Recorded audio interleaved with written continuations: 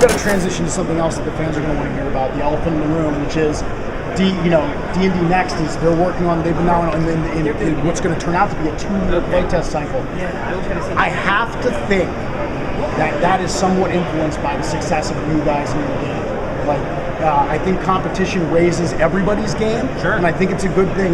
But what is your opinion on it? Do you feel like that D&D Next is a reaction to the success you guys have had? Well, you'd probably have to ask them that specifically. I mean, I think one of the things that I take heart in is when we released the Pathfinder role-playing game, we did so by doing a really aggressive open playtest process that lasted about a year.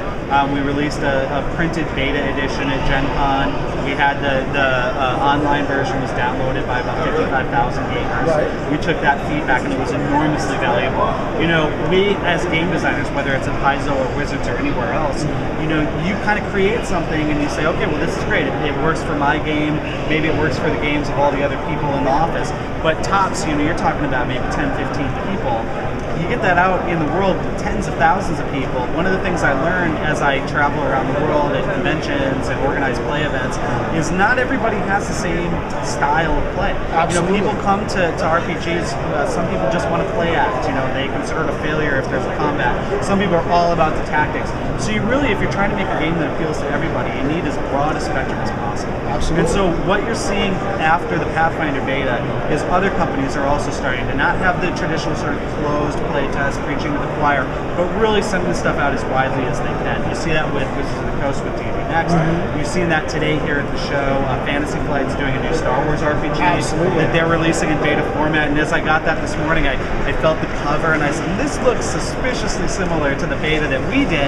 And so, you know, I think it's great. I don't consider that bad at all. As you said, competition sort of keeps us all on our feet. A friend of mine once said it's okay to be a copycat, so why don't you copy the right cat? Well, yeah, and you know, I mean, I think that what you're seeing is with the internet and with sort of more open interaction with fans and things like that, you know, the way that games are created is really changing. You know, and you know, I just mentioned Kickstarter a while ago. The way that games are being funded is really changing. Yeah, as well. absolutely. And so as we move forward into the future, all the companies need to think about how they engage the audience in the creation of the game itself. So I'm enormously proud if we've had any impact on that at all, and we'll see what they come up with. You know, I think D&D is the game that got me into the hobby, and it's obviously got the largest name recognition of pretty much any game in the market. I think a strong D&D is good for the industry. So I'm a little too busy to watch it, you know, day to day, and like. It actually was going to transition into my other question is, how does the announcement of and playtesting,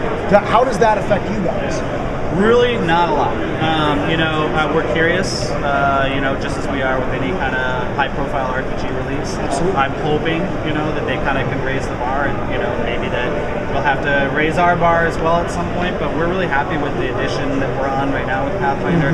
We think there's a lot of life left in the system. We're really excited about where we're taking it. We just announced at this show a product that's coming out next August that we call Mythic Adventures. It sort of layers on the level of, it doesn't sort of take it's not epic level, it doesn't go 21st to 40th or 60th level.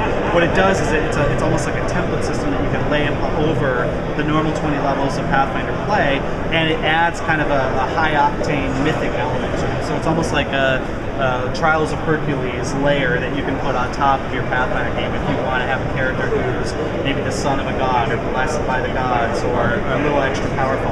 A way to kind of give an extra oomph to maybe a divine injection. Right, a divine injection.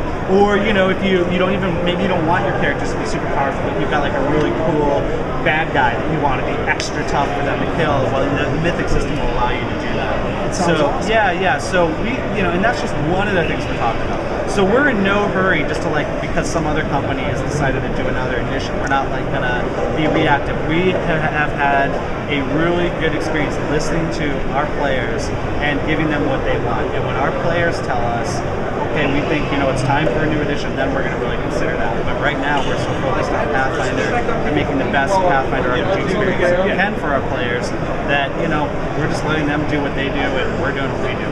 Absolutely. Now, you'd mentioned just a second ago, you mentioned crowdsourcing. is there any plans in the works for Paizo to go that route, or do you guys feel like that's not something that you're interested in right at the moment? Well, we've already done a Kickstarter for the Pathfinder Online. Oh, that's right. Yes, you did. I'm sorry. And we do have another one in the works, and that we're gonna keep your eyes on Kickstarter in the next couple of months. We've got another project, but I think insofar as Paizo Kickstarter will be, we're not going to go and Kickstarter a module or an adventure path or any of the stuff that we already do. We understand that business. We know we can look at that and say, okay, if we make a book, we know it's going to probably sell about this much. That's what we do. Yeah. But when you look at something like an MMO, that's not what we do. And so that's we partner with another company, and then we kind of turn to the fans and say, you guys help us gauge the interest of this beforehand.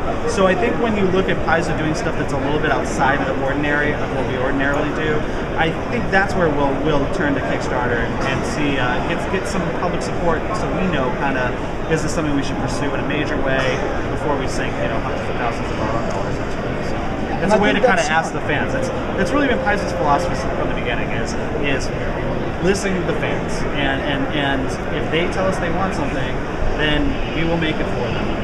And I think that's the best policy. Yeah. So, in closing, what coming down the pike for Paizo are you the most excited about that you'd like to share with our audience? We just debuted the Pathfinder comic book at Gen Con here today, and I've been working really heavily with Dynamite Entertainment, the company that publishes that. We've got the artist and the writer here at the show. I'm really excited about that. I've been a comics fan since I was a little kid, and now to be able to have characters that I helped create and the world that I helped create come to life in comic books, I think it just sort of takes the Pathfinder full experience and broadens it to people who maybe aren't hardcore gamers, but they're interested in fantasy. They can check that out. It's a very accessible way. And then they get to the back of the comic, they read 22 pages of comic story, and there's another several pages of world material, like character bios, and is it kind of tied? Sample encounters. I imagine it's heavily tied into the property. Oh, very much. It's the story of our iconic characters. So ever since we started Pathfinder 5 years ago, we've been using the same characters in our illustrations. Valoros the fighter, Sione the sorceress, Ezra the wizard. This is the story of how those characters got together and did some of their earliest adventures. And it's set in the town of Sandpoint, which is the location where Rise of the Runelords campaign begins. It's very heavily integrated into the RPG.